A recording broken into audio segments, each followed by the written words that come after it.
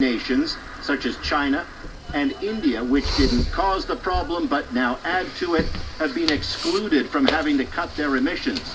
The Durban That's deal a signal aims I'm to looking change for that right by there. including those countries in a yet-to-be-written accord to kick in by 2020. The proof will be in the pudding in terms of the willingness of Let us watch television together. actually get into a It's a good program. I like it. Where there's This much is more parity, and I think that's going to happen. But that will be a requirement for us to be part of that sort of thing. Urges that it be moved. But U.S. enthusiasm for the Durban deal seems hardly overwhelming. Today's New York Times rates it World News section 3-page clicks down, below even the latest on a zombie movie from Cuba. And even if it all works out, demonstrators in Durban have been underlining a stronger response to global warming is needed now, not in 2020. Still, Durban does move things forward, says Canada's Paul Heinbecker, who helped negotiate Kyoto.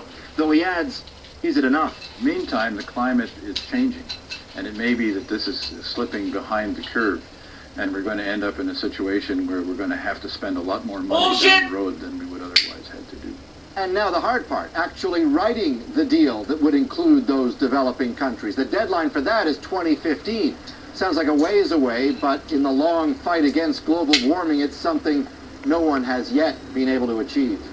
Wendy. Thanks so much, Paul. Paul Hunter in Washington tonight.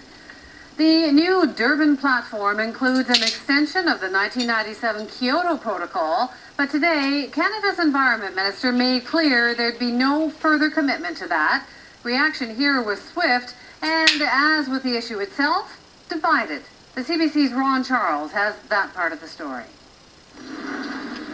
The Durban platform will be of no use here.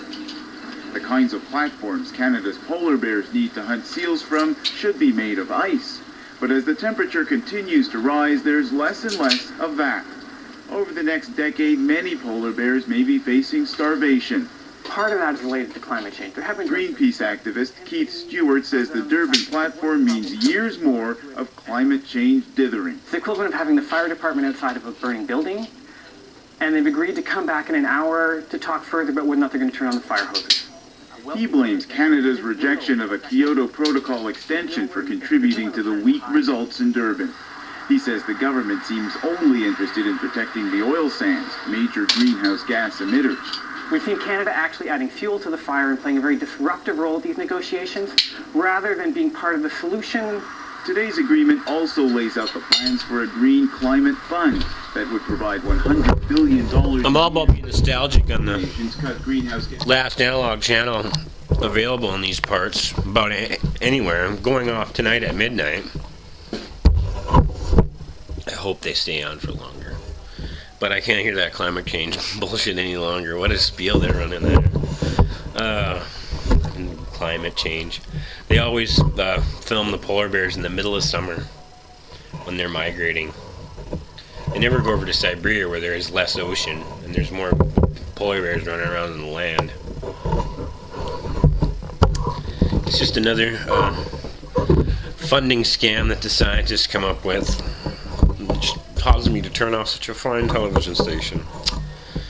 Anyway, things happen that way. This is Augustus Lodge.